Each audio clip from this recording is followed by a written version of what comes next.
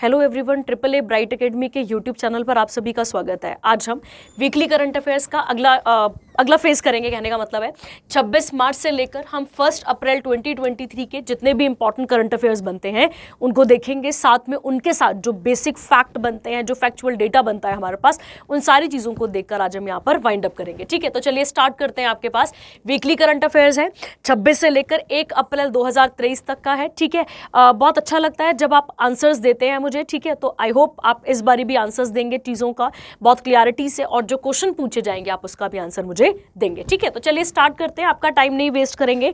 और current affairs जो है आप सबको पता है कितने इंपॉर्टेंट है पेपर पॉइंट ऑफ व्यू से। हर पेपर को उठा के देखिए, वहां से क्वेश्चन जरूर आता है, तो आप देखेंगे और चीजें करना। यहाँ पर हम स्टार्ट करते हैं। ठीक है, चलिए पहला क्वेश्चन देखते हैं। सॉरी, क्वेश्चन नहीं, पहले हम न्यूज देखते हैं यहाँ पे कि पहली न्यूज क्या कहती है और किस चीज के बारे में है और क्या इसमें ऐसा है जो हमारे पेपर में क्वेश्चन पे आ सकता है। ठीक है, चलिए देखते हैं। कहता है government of India launches NRCP. अब ये इंपॉर्टेंट हो गया कि गवर्नमेंट ऑफ इंडिया ने कुछ एनआरसीपी नाम का कुछ बनाया है for prevention and control of rabies. आप सबको पता होगा कि रेबीज जो है, मतलब रेबीज अगर हम बात करें तो ये एक तरीके की एक वायरस है, तो आप ऐसा कह सकते हैं। इसी को हम रोहोडो वायरस भी कहते हैं। क्या देते हैं इसको नाम? हम रोहोडो वायरस नाम इसको हम देते हैं, जो कि जानवरों के काटने से, और जानवरों में भी to be very specific bat हो सकती है, अगर हम बात करें रैबिट हो सकता है, कैट हो सकता है, डॉग। ठीक है, इनके बारे में स्पेसिफिकली यहां पर बात की जा रही है। तो कहा जा रहा है कि गवर्नमेंट ऑफ इंडिया ने एनआरसीपी को लॉन्च करा है। किससे कंट्रोल के लिए? रेबिस का प्रिवेंशन और कंट्रोल के लिए इसे लाया गया है। National centre for disease control, ministry of health and family welfare released NRCP strategies which are. अब इसमें क्या क्या प्रोविजन है इसको हमें देखना है कि रेबिस को किस तरीके से कंट्रोल किया जाए। देखिए क्या लिखा है। कहता है रेबिस की वैक्सीनेशन, रेबिस की इम्यूनोग्लोबिन, उसके बाद through national free drug initiative, training in appropriate animal bite management, prevention and control of rabies, surveillance and intersectoral coordination, strengthening surveillance of animal bites and rabies death reporting. ठीक है, देखिए अगर आप इस news को थोड़ा सा अच्छे तरीके से पढ़ते हैं तो ये न्यूज किस चीज के बारे में बात करती है? इन शॉर्ट ये किसके बारे में बात कर रही है? अवेयरनेस फैलाने के बारे में बात कर रही है। किस बीमारी से? रेबिस से। ठीक है, रेबिस कैसे होता है इसके बारे में भी अभी हम बात करते हैं। देखिए क्या लिखा है।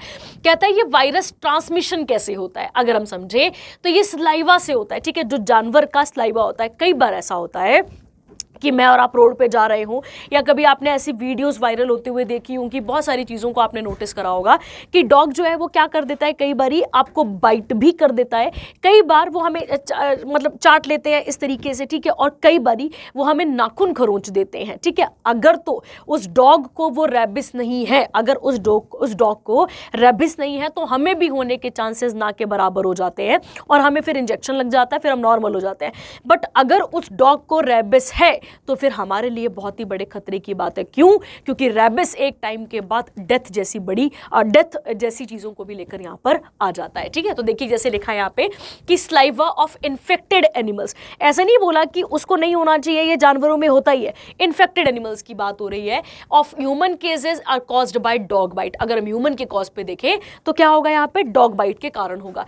The virus attack the brain rabies is fatal one symptom appear. ठीक है, तो अगर आप देखेंगे सीधा असर कहां पे दिखेगा? हमारे ब्रेन पे दिखेगा। कहा जाता है कि कोमा जैसे अगर हम देखें तो कई बारी तो अगर हम इतने फोबिया में आ जाएंगे, इतनी चीजों पे आ जाएंगे, कई बार कोमा जैसी सिचुएशन भी हमें यहां पर देखने को मिल सकती है। फर्टिलिटीज में क्या आ जाएगा? Poor rural communication mostly in Asia Africa. अगर आप देखें बच्चे, ऐसा नहीं है कि हर जानवर बुरा है। जानवर की अगर हम बात करें तो जानवर में जो डॉग है, ठीक है, वैसे हम उसे पालते भी हैं घर पे, बहुत प्यार से रखते हैं अपने घरों पे, लोगों को रखा जाता है उनको, और रखते हैं लोग उनको अपने घरों पे। ठीक है, प्रॉपर तरीके से वैक्सीनेशन दी जाती है। बट अगर किसी हम गली के कुत्ते की बात करें, अगर उससे इस चीज़ से इन्फेक्शन है तो प्रोबेबिलिटी चांसेस है कि अगर वो हमें नाखून मारेगा, और अगर मान लो कि उसका घाव खुला हुआ है या हमें घाव काट गया, ब्लड आ गया फटाफट वहाँ से और घाव हमारा भी खुला हुआ, है तो ऐसी चीज़ों में होने के चांसेस बढ़ जाते हैं, ठीक है। तो उस डॉग को पहले वो चीज़ होना बहुत ज़रूरी है, तभी हमारे पास ट्रांसमिट होगी, अदरवाइज ट्रांसमिट नहीं होगी, आपको याद रखना है, ठीक है। देखिए कहता है ट्रीटमेंट क्या है पहले, कि जहां पर आपको काटा है या जहां पर आपको खरोचा है, आपको सबसे पहले सोप से उसे साफ करना है। इंजेक्शन वैक्सीनेशन बहुत बहुत जरूरी है। And save lives and seek immediate medical care if bitten. अगर तो खरोंचे ही मारी है और खरोंचों में खून नहीं है तब भी आपको मेडिकल केयर लेना जरूरी है, बट अगर काट ही दिया है तो भाई आपको मेडिकल केयर लेना बहुत ज्यादा जरूरी है। अगर हम बात करें यहाँ पे, अगर हम बच कैसे सकते हैं, तो पहले हमें किसकी बॉडी लैंग्वेज को समझना होगा, कुत्ते की बॉडी लैंग्वेज को समझना होगा, साथ ही साथ पब्लिक अवेयरनेस फैलानी होगी, और no dog bite is equal to no rabies, ठीक है। अगर कुत्ता नहीं काटेगा तो रेबिस जैसी बीमारी भी देखने को नहीं मिलेगी, ठीक है, आपको याद रखना है। अगर हम देखें यहाँ पे कहा जाता है about 1 death every 40% of the every 9 minutes, ठीक है। अगर हम देखें तो अगर हम बात करें हर 9 मिनट में एक डेथ हमें देखने को यहाँ पर मिल रही है। तो मैंने आपको कहा ना कि वैसे तो रेबिस इतनी, अब अगर हम देखें सुनने में तो हमें लग रहा है ठीक है कुत्ते ने तो काटा है, कौन सी बड़ी बात हो गई, पर कुत्ते के काटने के बाद की जो प्रोसेस है जिसके कारण ये धीरे धीरे करके आपके नर्व्स में फैलेगी ये चीज़ें, फिर आपके ब्रेन तक जाएगी, ठीक है, फिर बाकी सारी चीज़ें होंगी, तब तक जो टाइम है वो आपको यहाँ पर बताना होता है अपना, ठीक है। कहता है अगर हम देखें तो 40% इसके विक्टिम कौन बनते हैं, वो 15 साल से छोटे बच्चे, क्योंकि शायद बच्चे दौड़ते बहुत हैं, खेलते हैं, किस तरीके से डॉग वगैरह ऑब्जर्व करते हैं, पता नहीं किस तरीके से उनके पीछे पड़ जाते हैं, ठीक है। आगे कहता है vaccination dog life human life, ठीक है। अगर हम डॉग को प्रॉपर तरीके से वैक्सीनेट करते हैं, वो भी किसको कर सकते हैं मैं और आप वैक्सीनेट, जिसे हम घर पे पाल रहे हैं। हम गली वाले कुत्ते को वैक्सीनेशन कराना बड़ा मुश्किल है, पर हाँ, पर गली वाले कुत्ते के लिए अगर हम देखें कि अगर डॉग की अगर हम उसकी बात करें, तो अगर उसे गवर्नमेंट इस तरीके से कोई वैक्सीनेशन प्रोवाइड करती है तो इन सब चीज़ों से बचा जा सकता है। किसके लिए, हमारे लिए, और ये हमारे लिए ही बेनिफिट है ना अगर हम देखें यहाँ पे तो, ठीक है। अगला देखिए, कहता है creating awareness about rabies prevention, MOHFW मतलब मिनिस्ट्री ऑफ फैमिली वेलफेयर की अगर हम बात करें, and ministry of fishery animal husbandry dairying, इन सब ने जॉइंटली मिलकर क्या बनाया है, नेशनल एक्शन प्लान बनाया है, ताकि जो डॉग से होने वाला रेबीज है इसे क्या किया जाए, एलिमिनेट किया जाए। किसको, इंडिया को। कब तक, 2030 तक। तो पेपर में ज़्यादा करके इंपॉर्टेंट क्या आ सकता है आपके पास, इसका नाम जो कि मैंने यहाँ पर आपके पास लिखा, रोहोडो वायरस, ये इंपॉर्टेंट हो गया आपके लिए। गवर्नमेंट ऑफ इंडिया के द्वारा कौन कौन से प्रोग्राम चलाए गए, ये इंपॉर्टेंट हो गया आपके लिए। किस तरीके से ट्रीटमेंट लिया जा सकता है, ये थोड़ा सा इंपॉर्टेंट हो सकता है। और अगली बात यहाँ पे कि किस किस का जॉइंट वेंचर है कि 2030 तक हम रेबिस जैसी बीमारी को यहाँ से हटा पाए। तो कहता है rabies is a vaccine preventable, अगर हमें वैक्सीन लग जाए तो हम प्रिवेंट कर सकते हैं। जूनोटिक वायरल डिजीज है affecting the central nerve system, मैंने भी आपको बोला हमारे नर्व सिस्टम पे ज्यादा करके क्या करेगी, अफेक्ट करना शुरू करती है। Dogs are the main source of human rabies death and contributing up to 99% of the rabies transmission to humans, ठीक है। तो अगर हम बात करें ज्यादा करके किसके कारण है ये, तो डॉग्स के कारण ही देखा जाता है। It spread to people and animal via saliva, मैंने भी आपको बोला कैसे होगा, सलाइवा से होगा। उसके बाद यूजुअली थ्रू बाइट्स, बाइट कर दे हमें, स्क्रैच कर दे हमें, या फिर हमारे आइज, माउथ, या फिर जो भी अगर हमारा कोई घाव वगैरह खुला है उसके कांटेक्ट पे आ जाए तो बिल्कुल पूरे चांसेस है कि हमें भी रेबिस हो सकता है, ठीक है। अगर हम देखें कि रेबिस में कैसे पहचान होगी हमारी, तो हमें हेडेक बहुत ज़्यादा रहेगा, फीवर आएगा, ठीक है। कहते हैं कि प्यास बहुत ज़्यादा लगना शुरू हो जाती है, ये सारी चीज़ें देखी जा सकती है। अगर हम डॉग की बात करें तो डॉग की जो आइज़ होती हैं वो बहुत रेड दिखेंगी हमें, ठीक है, बहुत लार टपक रही होगी उसकी इस तरीके से, तो आप अंदाज़ा लगा सकते हैं कि हाँ भाई इस डॉग को क्या हो सकता है, रेबिस हो सकता है, ठीक है। तो ऐसा कहने की यहाँ पे बात बताई गई है सारी की सारी, आपको याद रखनी है। और अगर हम बात करें इससे हम बचने के लिए बात कब तक की कर रहे हैं, 2030 तक की बात यहाँ पर कर रहे हैं, ठीक है। तो ऑब्वियसली ये थोड़ी सी न्यूज़ हमारे लिए इंपॉर्टेंट होगी कि गवर्नमेंट ऑफ इंडिया ने NRPC क्या है, तो आपको याद रखना है नेशनल रेबीज कंट्रोल प्रोग्राम। ज़्यादा करके किस जानवर से फैलता है, तो आपको याद रखना है डॉग से, जो किस पे आ रहा है, ह्यूमंस पे आ रहा है ज़्यादा करके। और अगर वो भी तभी फैलेगा जब डॉग के आपके पास इन्फेक्टेड है, डॉग इन्फेक्टेड होगा तभी चांसेस है कि मैं और आप भी इसके कांटेक्ट पे आएंगे। ठीक है, चलिए, तो ये थी आपके पास पहली न्यूज जो कि इंपॉर्टेंट थी। अब हम आते हैं सेकंड न्यूज पे। सेकंड आती है हमारे पास, Rajasthan became India's first state to guarantee right to health. अगर हम देखें, देखिए वैसे तो हमारे पास बहुत सारे अधिकार हैं, वैसे तो अगर हम बात करें हमारे पास बहुत सारे अधिकार हैं, उन अधिकारों में से एक अधिकार एक नया अपने पास यहां पर आता है जिसका नाम है राइट टू हेल्थ। और ज्यादा करके ये कहां पे लॉन्च किया गया है, तो भाई राजस्थान की सरकार के द्वारा इसमें लॉन्च इसको किया गया है। ठीक है, तो आपको याद रखना है राजस्थान के द्वारा इसको किया गया है। ठीक है, देखिए कहते हैं राजस्थान की असेंबली ने एक बिल पास कर दिया। उस बिल में क्या लिखा था भाई, राइट टू हेल्थ, जो कि पास होता है सितंबर 2022 को, और ये पहला राज्य बन गया है इस काम को करने वाला। तो अगर हमसे पूछा जाए कि राइट टू हेल्थ को या राइट टू हेल्थ से अगर हम बात करें ये किस राज्य ने ओपन करा या किस राज्य ने इसका इनिशिएट लिया है, तो आपको याद रखना है राजस्थान ने लिया है। किसने लिया है बच्चे, राजस्थान ने लिया है, आपको याद रखना है। कहता है इसके अंदर क्या क्या बेनिफिट मिलेगा, कहता है gives every resident to the state of the right to avail free out patient department. मैं और आप अगर राजस्थान के सिटीजन हैं तो हमें क्या किया जाएगा वहाँ पे, मैं और आप फ्री में अपना किसी भी तरीके का चेकअप फ्री तरीके से हम यहाँ पर क्या कर सकते हैं, चीज़ों को अवेल कर सकते हैं। सरकारी अस्पतालों में तो आप इसकी मदद ले ही पाएंगे, साथ ही साथ आप जो है कुछ स्पेसिफिक प्राइवेट अस्पताल है वहाँ पर भी आप इनकी मदद से चीज़ों को सॉल्व कर पाएंगे। कहता है it also provide similar health care services free of cost as selected private facilities. मैंने आपको बता दिया यहाँ पे कुछ चीजें ऐसी हैं, all the resident of the state will be entitled to emergency treatment and care for accidental emergency without payment of any fee और चार्जेस। आपने मूवीज में बहुत सारे सीन देखे होंगे कि पहले भाई साहब पैसा लेकर आइए, फिर आपके बेटे का या आपकी पत्नी का इलाज किया जाएगा या आपके पति का इलाज किया जाएगा। ठीक वैसे ही आपको यहाँ पर याद रखना है कि अब ऐसा कुछ करने की जरूरत नहीं है। किसके द्वारा ये इनिशिएट लिया गया है, तो ये राजस्थान की सरकार के द्वारा लिया गया है, ताकि इन सब चीजों से क्या किया जाए, हेल्थ का जो एक्सेस है वो हर एक व्यक्ति तक पहुंचाया जाए। ठीक है, तो आपको याद रखना है किस तक पहुंचाया जाए, हर एक व्यक्ति तक यहां पर पहुंचाया जाए। और ये बहुत अच्छा इनिशिएटिव है। अगर हम बात करें ऐसी कुछ स्कीम्स जो थी वो भी मोदी जी ने चलाई थी, आप सबको पता होगा।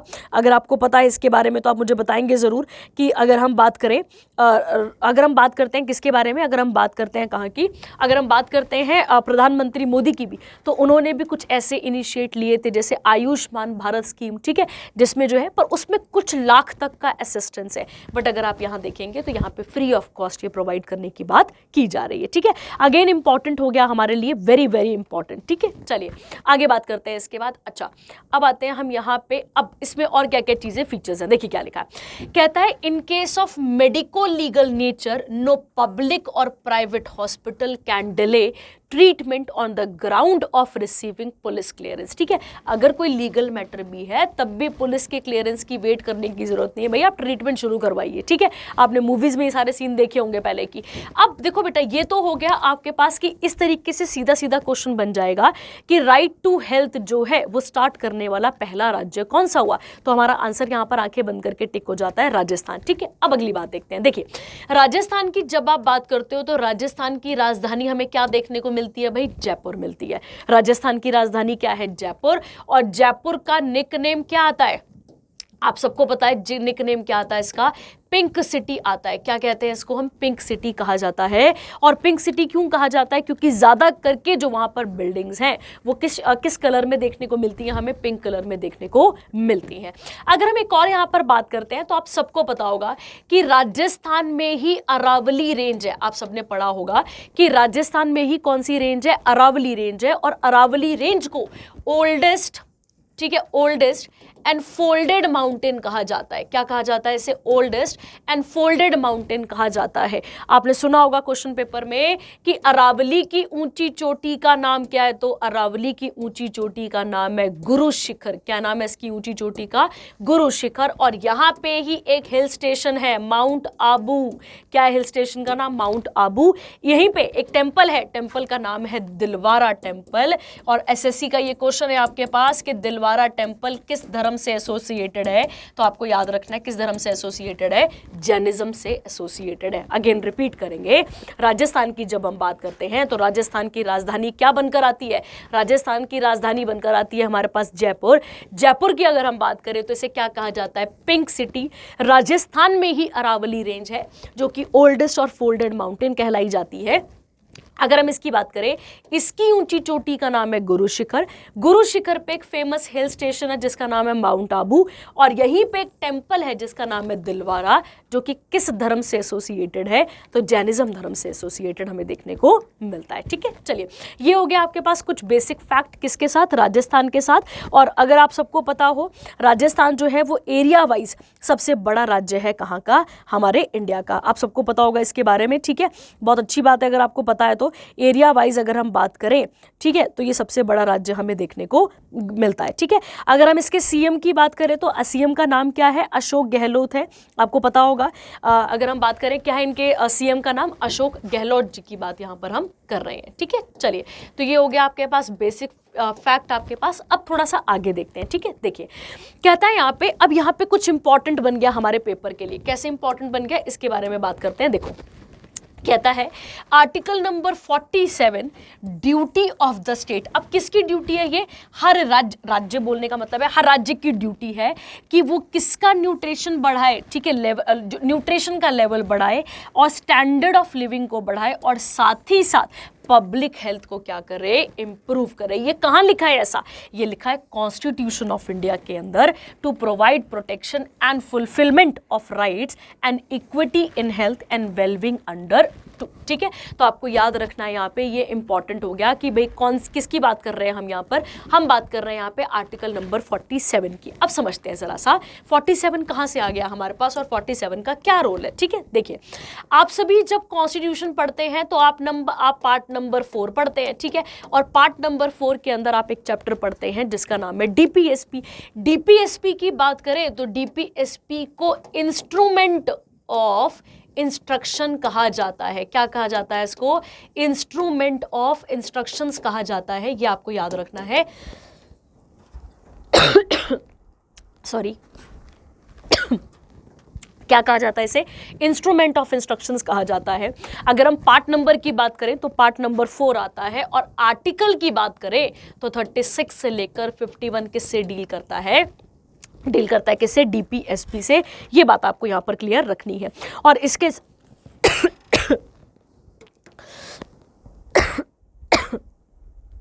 अगला, इसी को अगर हम बात करें इसी के बारे में तो इसी को नोबल फीचर, इसी को क्या कहा जाता है, इसी को noble feature of Indian constitution भी कहा जाता है। क्या कहा जाता है, noble feature of Indian constitution भी इसे कहा जाता है। ठीक है, तो ये आप पढ़ लेंगे साथ साथ में। वेरी इंपॉर्टेंट हो गया आपके लिए, अलग ये न्यूज़ बड़ी इंपॉर्टेंट हो गई पेपर पॉइंट ऑफ व्यू से कि किस राज्य ने जो है वो अभी एक्सेस टू हेल्थ कह लो या राइट टू हेल्थ का जो वो है जिम्मा उठाया। तो आपको याद रखना है ये कहाँ पर उठाया गया है, राजस्थान के अंदर। और संविधान में ये कहाँ पर मेंशन है, तो आर्टिकल नंबर 47 जो कि किसके अंदर आता है, डीपीएसपी के अंदर आता है। पार्ट नंबर कौन सा है, 4 है, और इसे क्या कहा जाता है, इंस्ट्रूमेंट ऑफ इंस्ट्रक्शंस कहा जाता है।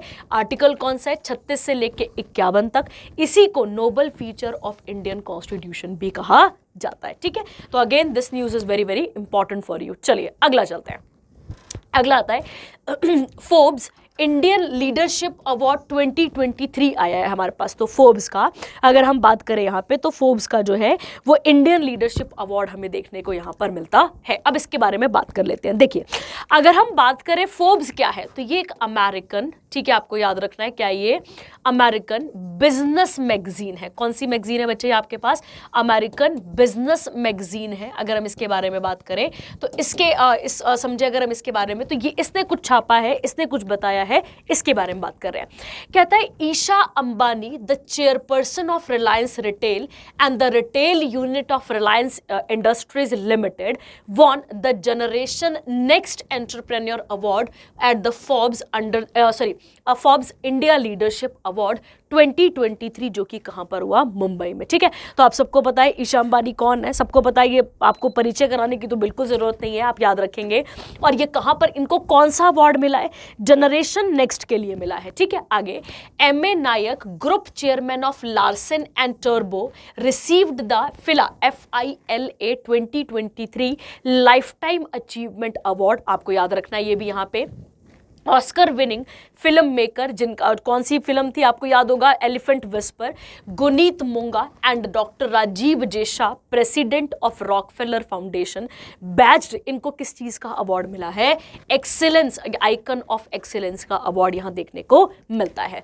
उसके बाद है entrepreneur of the year Abhay Soi, chairman and managing director of Max health care institute limited, इनको मिला है एंटरप्रेन्योर ऑफ द ईयर का। तो आपको याद रखना है फोर्ब्स क्या है, तो फोर्ब्स एक अमेरिकन बिजनेस मैगजीन है और इसने पहली न्यूज अपनी कब छापी थी, तो भाई कब छापी थी, 15 सितंबर 1917 को। कब की बात कर रहा है यहाँ पे, 15 सितंबर 1917 को इन्होंने अपनी पहली न्यूज या पहला इशू कब किया था इस चीज को, तो आपको याद रखना है कब किया था, 1917 में। ठीक है, चलिए अगली बात करते हैं। इसके बाद हम यहाँ पे, ये हो गया फोर्ब्स का, सीधा सीधा क्वेश्चन यहाँ से बन जाएगा कि लाइफ टाइम के लिए किसको मिला है, तो आपको याद रखना है ईशा अंबानी, नेक्स्ट जनरेशन।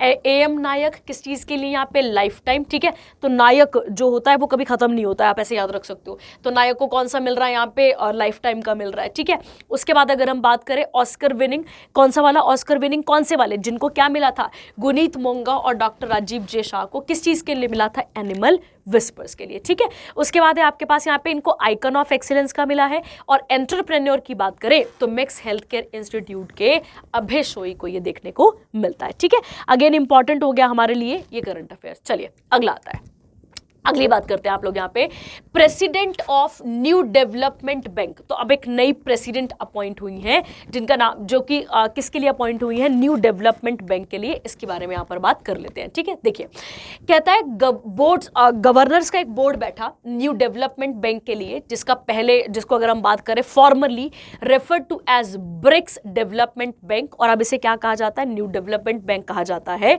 और इसके जो है नई प्रेसिडेंट कौन बनती है, तो Dilma Vana Rousseff as the president of NDB with an immediate affect. तो आपको ये तो क्लियर ही हो गया। ठीक है, तो याद रखो दिल में रहती हैं हमारे। ठीक है, तो दिल में कौन रहती है भाई, दिल में कौन रहती है हमारे पास, दिल में रहती है कौन, ब्रिक्स की चेयरमैन, सॉरी बैंक की, हाँ ऐसे याद रख लो, है ना, बैंक हमारे दिल में रहता है। ठीक है, हाँ पैसा तो चाहिए ना, है ना, तो बैंक हमारे दिल में रहता है। आप इसको इस तरीके से भी याद यहाँ पर कर सकते हैं। ठीक है, तो देखते हैं इनके बारे में थोड़ी सी चीजें। और आपको याद है ब्रिक्स के बारे में हम पिछले लेक्चर पे भी डिस्कस कर चुके हैं। ठीक है, ब्रिक्स क्या है, तो ब्रिक्स उन कंट्रियों का झुंड है जिनकी पॉपुलेशन लगभग एक जैसी है, जिनका एरिया, जिनकी इकोनॉमी अगर हम बात करें एक जैसी है, जो धीरे धीरे डेवलपिंग से आगे की तरफ बढ़ रही हैं, उन कंट्रीज का झुंड है आपस में ये। और मैंने आपको उस दिन भी बताया था कि अगर हमसे कभी पूछा जाए, है ना, ये मैंने आपको याद करवाया था उस टाइम पे भी। ठीक है, तो आपको याद रखना है। इसके बाद अगर हम बात करते हैं यहाँ पे दिल्मा रूसेफ की, अगर हम बात करें, will be president of BRICS new development bank under 2025। ठीक है, सॉरी अंटिल 2025, यहां तक तब तक रहेंगी ये। NDB की बात करें तो हेडक्वार्टर कहां पर आता है, शंघाई चाइना में, और इसका एस्टैब्लिशमेंट कब हुआ था, 2015 में। ठीक है, ब्रिक्स की फुल फॉर्म आपको बताने की जरूरत तो नहीं है, यहाँ पे भी लिखी हुई है और आपने कई बार इसको पिछले लेक्चर्स पे रिवाइज कर लिया है। ठीक है, तो जब आप खुद कर लेते हैं, इनको पढ़ लेते हैं, तो उसके बाद रिवाइज करा करो ताकि आपको याद रहे कि क्या क्या चीजें हैं। ठीक है, अच्छा यहाँ पे आते बच्चों को थोड़ी कंफ्यूजन भी हो सकती है। यहाँ पे देखिए, अगर हम बात करें ये जो NDB वाला है, ये बना कब था, 2014 में, और आया कब है, तो भाई आपको याद रखना है केम इनटू फोर्स है 2015 में। तो कोई कंफ्यूजन नहीं पालनी है आपने यहाँ पे। ठीक है, चलिए अगली देखते हैं। कहता है यहाँ पे international day of remembrance of the victims of slavery, March 25 की हम यहाँ पर बात करने जा रहे हैं। ठीक है, चलिए देखते हैं इसके बारे में भी। देखिए बच्चा, स्लेव की जो प्रथा है वो आज की नहीं है। ठीक है, आज तो चलो ऐसी कोई प्रथा हमें देखने को नहीं मिलती है, बट अगर आप पहले पहले के टाइम पर देखें तो पहले ये प्रथा बड़ी कॉमन हुआ करती थी। ये स्लेवरी का जो काम है ये, ठीक है, ये बहुत ही गलत प्रथा थी। और स्पेसिफिकली कहाँ से, अफ्रीकन्स की अगर हम बात करें, वहाँ से लोगों को लाया जाता था और उनको उनका स्लेव ट्रेड किया जाता था। देखिए, तो कहता है यूनाइटेड नेशन ने international day of remembrance of victim of slavery और trans Atlantic slave trade is annually observed कब किया जाएगा? मार्च 25 को, ताकि जो लोग इसमें क्या किया गया था, ट्रांस एटलांटिक मतलब एटलांटिक से आर पार जो लोग किए गए एज अ स्लेव ट्रेड के तौर पर, जो उन्होंने सफर करा, जो उनकी डेथ हुई है, उस डे को रिमेम्बरेंस के लिए ये मनाया जाता है। थीम क्या है? Fighting slavery is legacy of racism through transformative education. African और एशियंस में अफ्रीकन और अगर हम बात करें अमेरिकन की, ये रेशियल वाली बड़ी ज्यादा प्रॉब्लम रही है वहां पे। ठीक है, मैंने आपको उस दिन भी शायद बताया था कि इन्होंने एक रुडयार्ड किपलिंग की एक बहुत फेमस सी थ्योरी है जिसका नाम है व्हाइट्समैन बर्डन। ठीक है, मुझे लगता है कि इन लोगों ने इस वाली जो पोयम है ना रुडयार्ड किपलिंग की, इन्होंने जंगल बुक भी लिखी है और इनकी एक थ्योरी है व्हाइट्समैन बर्डन। मुझे लगता है इसको कुछ ज्यादा ही सीरियस लेके रखा हुआ था कि हम चिट्टे लोगों पे, चिट्टे बोलने का मतलब है हम व्हाइट लोगों पे ही भार है, किसका? पूरे के पूरे देश भर का। ठीक है, सारे लोगों का हम पे ही भार है। ऐसी कोई बात नहीं है, बकवास मारते हैं। ठीक है, आपको याद रखना है। तो ऐसी कोई भी चीज नहीं थी, पर अगर हम देखें तो ये कहीं ना कहीं उसी का नतीजा हमें देखने को मिलता है। ठीक है, ये बहुत एक अलग सी गलत चीज थी इनके अंदर। आगे देखते हैं, आगे आता है president standard to for armoured regiment. अब वेरी इंपॉर्टेंट ये न्यूज। ठीक है, ये न्यूज हमारे लिए इंपॉर्टेंट हो जाती है। देखते हैं कैसे। ठीक है, देखिए क्वेश्चन कैसे निकालेंगे आप यहाँ पे कि मनोज पांडे जनरल हो गए, तो ये कौन है इस समय पे? चीफ ऑफ आर्मी स्टाफ है। इन्होंने प्रेस्टिजियस प्रेसिडेंट स्टैंडर्ड, जिसे निशान भी कहा जाता है, इससे नवाजा है। ठीक है, इससे नवाजा है। ये क्या होता है इसके बारे में भी बात करेंगे। ठीक है, देखिए अगर हम बात करें तो ये जो अवार्ड है, ठीक है, अगर हम देखें ये अवार्ड मिलता किसको है, तो ये अवार्ड मिलिट्री यूनिट को मिलता है। आपको समझना है किसको मिलता है ये अवार्ड। ये दिया जाता है पूरी की पूरी मिलिट्री की जो यूनिट होती है उसे, उसको दिया जाता है, उसको यहाँ पर नवाजा जाता है। ठीक है, तो आपको याद रखना है किसको दिया जाता है, मिलिट्री यूनिट को दिया जाने वाला सबसे हाईएस्ट ऑनर है ये। ठीक है, आपको याद रखना है। और इस टाइम जो दिया गया, और इनको भी क्यों दिया जा रहा है, इनके करेज, इनके वेलर, इनके सेक्रीफाइस, इन सब चीजों के लिए इनको नवाजा जाता है। अब कौन कौन सी बटालियन है? देखो भाई 49 में दो वो करोगे ना, 50, 51 और फिर 3। तो अगर आपको याद भी करना पड़े, जैसे अगर आप डिफेंस के पेपर के लिए तैयार कर रहे हैं और कई बार एसएससी भी ऐसे क्वेश्चन पूछ लेता है, तो दो वाले गैप में है। ठीक है, तो आपको याद रखना है 49, 51, 53, 54 जो रेजिमेंट है आर्मी की, इनको इससे नवाजा गया है। और ये कहां हुआ है? तो ये सूरतगढ़ मिलिट्री स्टेशन कहां पर है भाई? राजस्थान से इसको नवाजा गया। तो राजस्थान में हुआ है ये। और किसे दिया गया है? तो 4 मिलिट्री यूनिट्स को ये अवार्ड स्टैंडर्ड दिया गया है। अगर हम बात करें, armed corps is one of the Indian आर्मीज top combat units हैं। तो कुछ आर्मी की टॉप कॉम्बैट यूनिट है, उसमें से एक कौन है यहाँ पर? आर्म्ड कॉर्प्स है। फॉलोइंग द फॉर्मेशन ऑफ पहला रेजिमेंट। अब पहला रेजिमेंट कब बना था? 1776 में, जब इंडिया में कौन थे? अंग्रेज थे। तो अंग्रेज जब भारत को छोड़कर गए तो 1947 में the present corps was formed in 1947। तो कब बनता है? आज वाला ये 47 में। From 2/3 of the personal and asset of Indian armed corps of the British Indian army. तो वहां से जो चले गए उनके साथ। ठीक है, देखते हैं। उसके बाद आता है करंटली आर्म्ड कॉर्प्स की अगर हम बात करें तो consist of 67 armed regiment including the president's bodyguard. ठीक है, तो इन सबको जोड़कर आज कितनी है अपने पास? 67 आर्म्ड हमें देखने को यहाँ पर मिलते हैं। ठीक है, अब आप मुझे बताएंगे आर्मी डे कब मनाते हैं? भाई सबको पता होना चाहिए इसके बारे में। तो ठीक है, और आर्मी डे किसकी याद में मनाया जाता है भाई? करियप्पा साहब की याद में। मैंने आपको बताया था KM करियप्पा। ठीक है, ये पहले फील्ड मार्शल थे, इनकी याद में हम क्या मनाते हैं? क्या मनाते हैं हम यहाँ पे? आर्मी डे को सेलिब्रेट करते हैं। और कब मनाया जाता है भाई? 15 जनवरी को आर्मी डे हम यहाँ पर सेलिब्रेट करते हैं। तो आपको भूलना नहीं है, 15 आर्मी की यहाँ पर बात हो रही है। ठीक है, चलिए ये हो गया आपके पास अगेन एक इंपॉर्टेंट करंट अफेयर। अगला देखते हैं इसके बाद। अगला कहता है यहाँ पे M3M Hurun global rich list. ठीक है, ऐसी एक रिच लिस्ट हम पिछले हफ्ते में भी पढ़ चुके हैं थोड़ी सी, इसको देख लेते हैं। देखिए कहता है according to the 2023 M3M Hurun global rich list, India is ranked third in the terms of number of third in terms of the number of self made billionaires. तो सेल्फ मेड बिलियनियर के list में India कौन सी list पे आता है भाई? Third, with the total of 105। तो हम 105 में से कहां पर आते हैं? हैं हम यहाँ पर, तो अगर हम देखें यहाँ पे with total on the list of, किस पे आते हैं हम, 3rd नंबर पे। कहता है अगर अकॉर्डिंग टू 2023 की हरून ग्लोबल लिस्ट को चेक करें हम लोग, तो 24 इंडियन सिटीज और जो टाउन है वो प्रोड्यूस करते हैं 187 billionaires, placing Bombay Maharashtra, new Delhi Delhi वाला, Bengaluru Karnataka and among the top 25 global cities producing the most billionaires. ठीक है, तो अगर हम बात करें तो ये आपको थोड़ा सा याद रखने की जरूरत है कि इंडिया का रैंक क्या है यहाँ पे, उससे ज्यादा कुछ ज्यादा याद रखने की जरूरत नहीं है। अगर हम बात करें यहाँ पे, कहता है India is ranked 6th in the world in terms of the number of cities from which billionaires का ओरिजिनेशन होता है। ठीक है, तो आप यहाँ पे डाटा देख लेंगे, डाटा उतना इंपॉर्टेंट है आपके लिए, भी पढ़ के देख लेंगे इसमें से कौन कौन है, टॉप देखेंगे, बाकी चीजें देखने की ज्यादा जरूरत नहीं है। ठीक है, अगर हम पूरे ओवरऑल रैंक की बात करें तो 3rd देखते हैं, और अगर हम बात करें इन terms of number of cities तो हमारा 6th रैंक हमें देखने को मिलता है। ठीक है, चलिए अगली न्यूज पे आते हैं। कहता है new chief justice of 3 high courts. ठीक है, आप सबको पता है हाई कोर्ट की बात करते हैं। आप सबने देखा है कि हमारे इंडिया में इस तरीके की एक हायरार्की है, उस हायरार्की के सबसे टॉप में आता है सुप्रीम कोर्ट, इसके नीचे अगर हम बात करें तो आता है हाई कोर्ट, और सबसे नीचे अगर हम बात करें तो आते हैं इसके बाद हमारे पास डिस्ट्रिक्ट कोर्ट्स आते हैं, और डिस्ट्रिक्ट कोर्ट्स को ही क्या कहा जाता है, सब ऑर्डिनेट कोर्ट भी कहा जाता है। क्या कहते हैं इसको हम, डिस्ट्रिक्ट कोर्ट, और इसी को हम सब ऑर्डिनेट कोर्ट भी कहते हैं।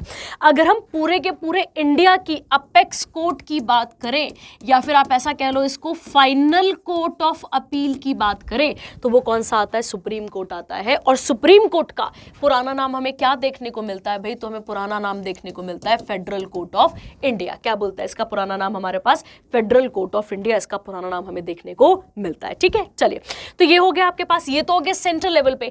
पर जब हम स्टेट हायरार्की को देखते हैं तो स्टेट हायरार्की में कौन सी चीज टॉप करती है हमारे पास, तो वो टॉप करती है हाई कोर्ट। ठीक है, अगर हम स्टेट की हायरार्की पे टॉप देखें, अपेक्स बॉडी को देखें, तो हम किसे समझते हैं यहाँ पे, तब हम समझ पाते हैं कि जो हाई कोर्ट जो है, जो स्टेट लेवल पे है, उनकी बात यहाँ पर की जा रही है। ठीक है, तो ये भी एक तरीके से कोर्ट ऑफ अपील ही होते हैं, बट अगर यहां से जाए अपील तो ठीक है। अगली बात, अगर हम पहली बात करें हाई कोर्ट टोटल कितने हैं अभी हमारे इंडिया में, तो भाई 25 हाई कोर्ट्स हैं, और जो 1862 में बनने वाले 3 हाई कोर्ट्स कौन कौन से थे, तो आपको याद रखना है कैलकाटा, बॉम्बे और मद्रास। कौन कौन सा आएगा, कैलकाटा, बॉम्बे और मद्रास। और अगर इसमें भी टू बी वेरी स्पेसिफिक पुराना पूछ ले, तो इसमें भी पुराना कौन सा आता है आपके पास, कैलकाटा हमें देखने को मिलता है। ठीक है, चलिए तो ये तो हो गया आपके पास बेसिक इंफॉर्मेशन इसके बारे में।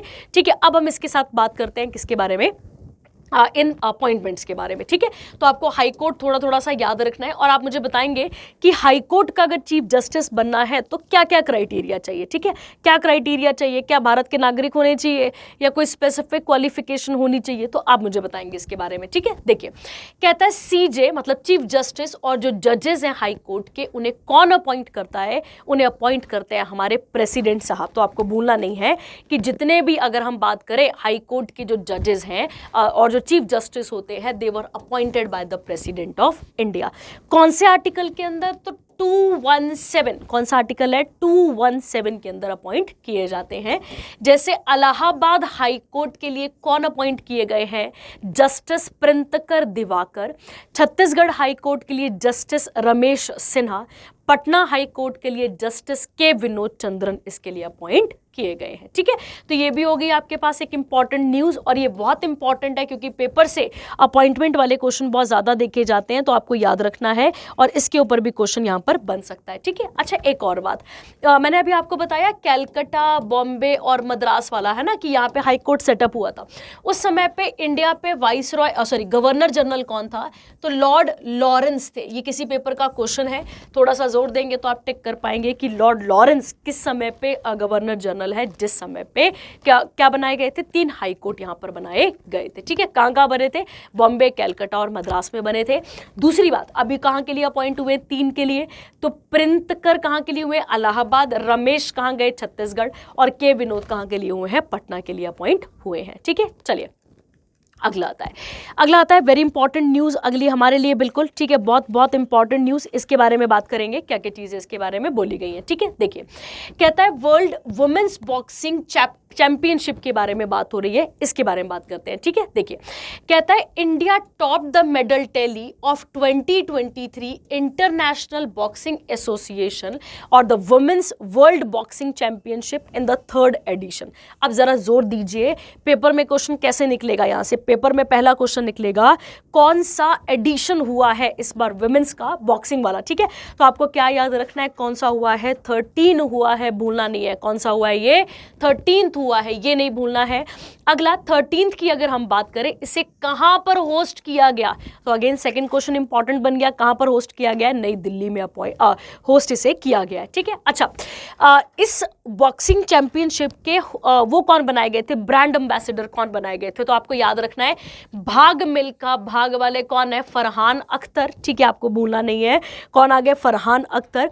और अगर हम सेकंड बात करें तो MC मैरी कॉम कौन होगी यहाँ पर, सेकंड जो है वो ब्रांड एम्बेसडर हमें देखने को मिलती हैं।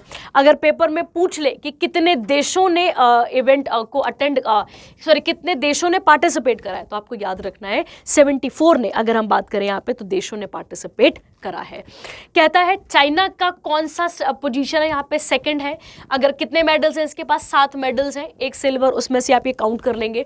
रशिया की बात करें तो 3rd पोजीशन हमें देखने को मिलती है यहाँ पर, वेरी इंपॉर्टेंट। और पहला कौन है, हमारा भारत, भारत के बाद चाइना, चाइना के बाद रशिया। कहता है Nitu Ghanghas grabbed gold medal in minimum weight, कितने वेट पे, 48 kg इवेंट बाय, इन्होंने किसे हराया है, तो मंगोलिया की लुतासी खाना, और इनका नाम आप पढ़ेंगे एल्तानसिट सेग, ठीक है। She became the 6th Indian boxer male और फीमेल जो कि वर्ल्ड चैंपियनशिप के इस तरीके से बनी है, ठीक है। तो ऑब्वियसली इंपॉर्टेंट हो गया हमारे लिए, और हमारे लिए बहुत ही ज्यादा ये प्राउड मोमेंट देखने को मिलता है। कहता है इस इवेंट को 17 कंट्रीज ने बाइकॉट भी करा है due to participation of athletes from Russia and Belarus. अगर हम इसकी बात करें इंटरनेशनल बॉक्सिंग एसोसिएशन की, तो इसके हेडक्वार्टर कहाँ मिलते हैं हमें, तो इसके हेडक्वार्टर हमें मिलते हैं लाउसाने। लाउसाने कहाँ पर आता है, स्विट्जरलैंड में। और अगर हमसे कोई पूछे कि इसके प्रेसिडेंट कौन है, तो इसके प्रेसिडेंट हमें कौन मिलते हैं, उमेर, ठीक है, उमेर करके याद रख लो, उनका नाम आगे है उमेर क्रेमलेव है, उनका नाम आगे क्रेमलेव, ठीक है। तो आप याद रख सकते हैं इनको इस तरीके से। और कब बना था ये, 1946 में हमारे पास बना था, ठीक है। चलिए अगली पे आते हैं। अब अगला आता है वेरी इंपॉर्टेंट न्यूज़, अगली वाली वेरी वेरी इंपॉर्टेंट न्यूज़, क्योंकि यहाँ से क्वेश्चन बनने के चांसेस बन सकते हैं, ठीक है। देखिए, जैसे IPL होता है अपने पास, वैसे ही वुमेन प्रीमियर लीग हुआ है, और 5 अलग अलग देख रहे हैं आप यहाँ पे कौन है, पार्टिसिपेंट्स हैं, मतलब कहने का मतलब है टीम्स हैं, इनके बारे में बात करेंगे। कहता है Mumbai Indians team captain by Harmanpreet Kaur, जिन्होंने हरा दिया है दिल्ली कैपिटल्स एंड मेघना and Lanning Australia to win inaugural Tata women's premier league championship 2023 की। तो ये ऑब्वियसली हमारे लिए इंपॉर्टेंट हो गया। जैसे अगर हम बात करें, अच्छा आपको एक बात और याद रखनी है बेटा, ये पहला एडिशन है, वेरी इंपॉर्टेंट। ये कौन सा एडिशन होने वाला है आपके पास, ये पहला एडिशन है जो कहां पर हो रहा है, इंडिया में हो रहा है। और हो भी कहां पर रहा है भाई, मुंबई में हो रहा है, ठीक है। कहां पर हो रहा है, ये मुंबई में हो रहा है, आपको याद रखना है। और कौन से स्टेडियम में, तो आपको याद रखना है DY पाटिल स्टेडियम। कौन सा है, DY पाटिल स्टेडियम, मुंबई में यह हमें देखने को मिलता है, ठीक है। तो कहता है MI डिफीटेड DC, मतलब मुंबई वालों ने किसे हरा दिया है, DC मतलब दिल्ली वालों को, कितने विकेट से, 7 से। Board of control for cricket in India is a body responsible for WPL, इसके बारे में भी हम पहले बात कर चुके हैं कि BCCI ही इन सब चीज़ों को देखता है। अगर हम बात करें all 22 matches of the tournament कहाँ पर हो रहे हैं, ये मुंबई में हमें देखने को मिलते हैं, ठीक है। अगर आपसे पूछे कि ये जो वुमेन प्रीमियर लीग है इसका मास्कट क्या है, मतलब इसका चिन्ह क्या है, तो आपको याद रखना है शक्ति। क्या नाम है, क्या चिन्ह है इसका, आपको याद रखना है इसका चिन्ह क्या है, शक्ति है, ठीक है। अगर हम बात करें, इसमें सबसे कॉस्टलीस्ट प्लेयर कौन सी दिखती है हमें, तो स्मृति मंधाना जी, आपको याद रखना है ये सबसे कॉस्टलीस्ट इसमें यहाँ पर देखी गई है, ठीक है। चलिए अगेन इंपॉर्टेंट हो गई न्यूज़ आपके पास। अगला, सेबी ने जो है, सेबी की अगर हम बात करते हैं तो सेबी ने टाइमलाइन बढ़ा दी है किसके लिए, submission of choice of nomination, ठीक है।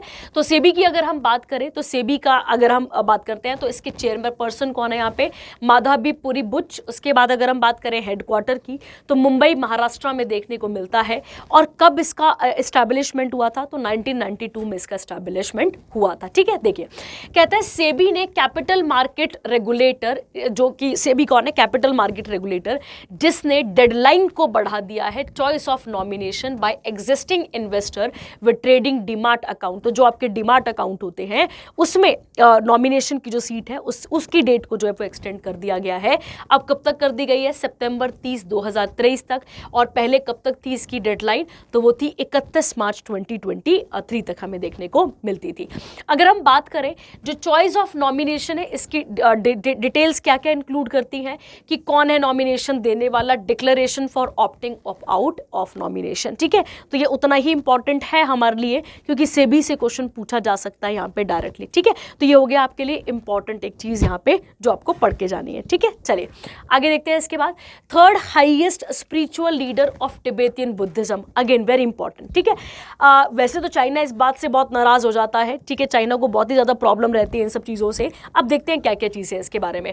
कहता है तिब्बत के स्पिरिचुअल लीडर जो कि 14th दलाई लामा रिकॉग्नाइज्ड, इन्होंने किसे रिकॉग्नाइज करा है, यूएसए बॉर्न एक मंगोलिया का बच्चा है जिसका नाम है जिसको क्या बोला है उन्होंने, 10th कलखा Jetsun Dhampa Rinpoche, the third most highest leader in Tibetan Buddhism. देखिए हमसे बुद्धिज्म के बारे में कुछ छुपा नहीं है, बुद्धिज्म का जन्म भारत में ही हुआ था।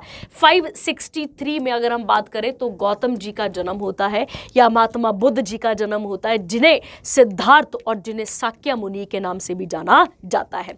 जिनके पिता का नाम क्या था, शुद्धोधन था, आपको याद रखना है। और माता जी की बात करें तो माता जी कौन थी यहाँ पर, माता जी का नाम क्या था यहाँ पर आपको याद रखना है, महामाया। महामाया जी की डेथ हो गई थी जिसके कारण इन्हें पालने वाली इनकी माता कौन हुई, तो इन्हें पालने वाली महाप्रजापति गौतमी हुई। तो आपको याद रखना है कि गौतमी, इसीलिए मैंने गौतम पुत्र भी कह देते हैं कई बारी, आपको याद रखना है किसको, महात्मा बुद्ध की बात करते हैं। अगर हम बात करें तो बुद्धिज्म के दो सेक्ट हमें देखने को मिलते हैं, एक है हिनयाना, एक है यह महायाना, ठीक है। अब तो एक वज्रयान भी आ चुका है, बट अगर आप देखें तो महायाना और हिनयाना सबसे इंपॉर्टेंट है। अगर हम बात करें कि अगर इनकी किताबों को क्या कहा जाता है, तो इनकी किताबों को पिटक भी कहा जाता है, मतलब बास्केट है ये पूरी की पूरी किसकी, इन सब किताबों की, ठीक है। कौन कौन सी पिटक है इसमें, तो आपने सुना होगा अभिधम पिटक, सूत पिटक, ठीक है। उसके अलावा है विनय पिटक। ये कुछ इंपॉर्टेंट किताबें आती हैं, किससे एसोसिएटेड है ये, तो बुद्धिज्म से एसोसिएटेड हमें देखने को मिलती है, ठीक है। देखिए कहता है 9th कलखा Jetsun Dhampa Rinpoche was the Tibetan, और इनकी डेथ हो गई थी and he died in Mongolia 2012 में। और अब अगर हम बात करें, he was the spiritual head of Janang tradition of Tibetan Buddhism and the spiritual Buddhism head of Mongolia। तो इस बच्चे की बात हो रही है और इस बच्चे को इस तरीके से नवाजा यहाँ पर गया है, ठीक है। देखिए बच्चे अगर हम बात करें तो इनको जो है वो महात्मा बुद्ध का ही अवतार माना जा रहा है। और इस बच्चे की अगर हम बात करें तो देखो बेटा, अगर आप स्पिरिचुअल चीज़ों से ऐड होएंगे तो ऑटोमेटिकली आप किसी ना किसी भगवान की तरफ अट्रैक्ट होएंगे। तो यहाँ पे किस तरफ पे दिखाया गया इनका झुकाव, बुद्धिज्म की तरफ दिखाया गया है, ठीक है। तो आप याद रखेंगे।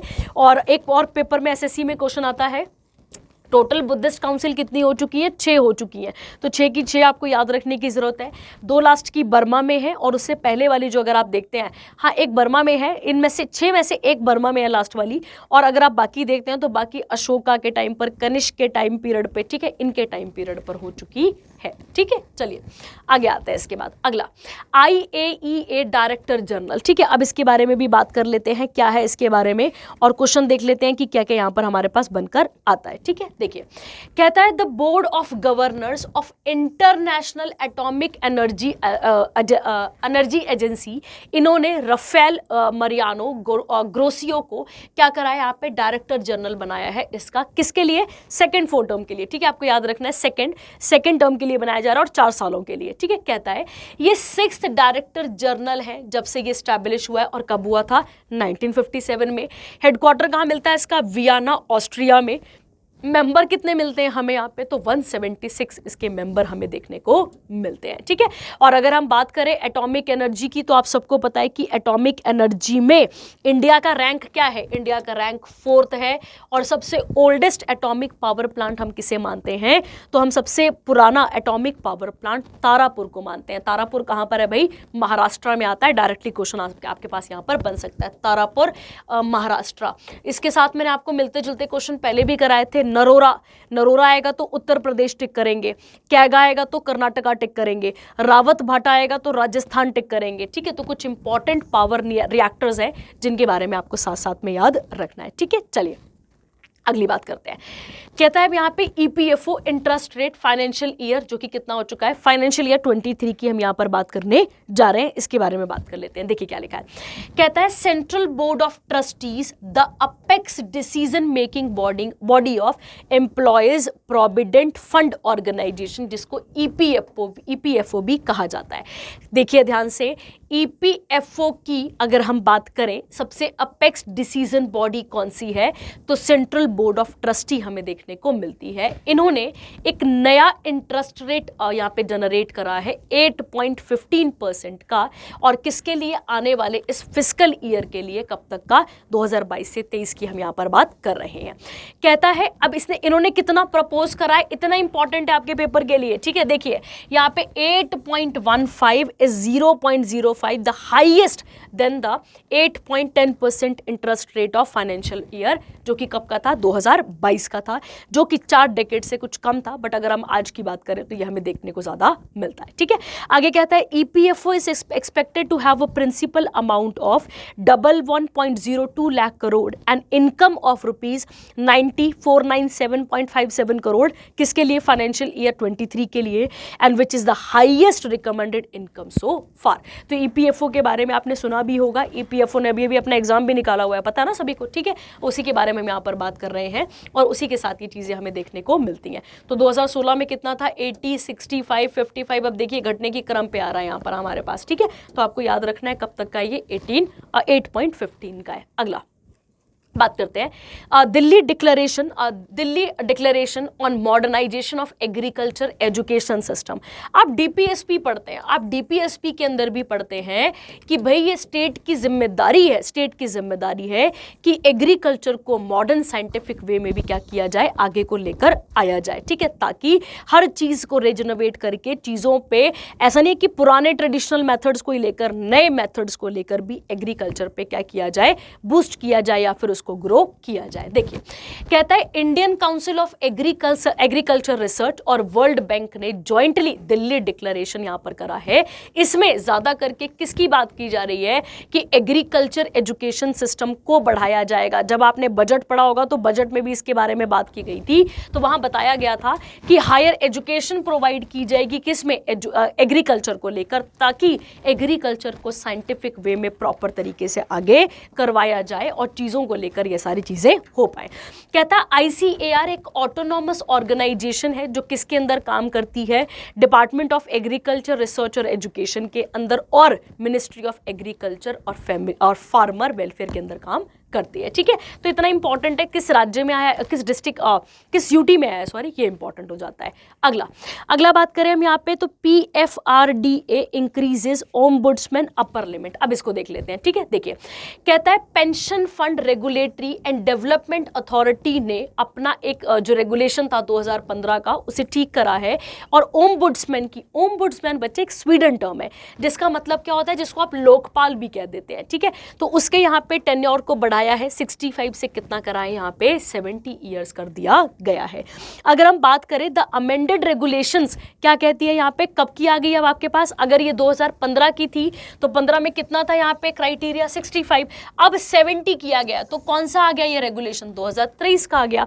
कहता है the ombudsman is an official appointed by, ठीक है। तो ये एक ऑफिसर होता है जो कौन अपॉइंट करता है, PFRDA who receive considered facilitate the the resolutions on complaint and grievances, जो कि किसके अंदर गिरती हैं, इस रेगुलेशन के अंदर गिरती हैं। तो ओम्बुड्समैन का काम ही क्या है बेटा, ओम्बुड्समैन को हम अपनी भाषा में क्या कह देते हैं, लोकपाल कह देते हैं।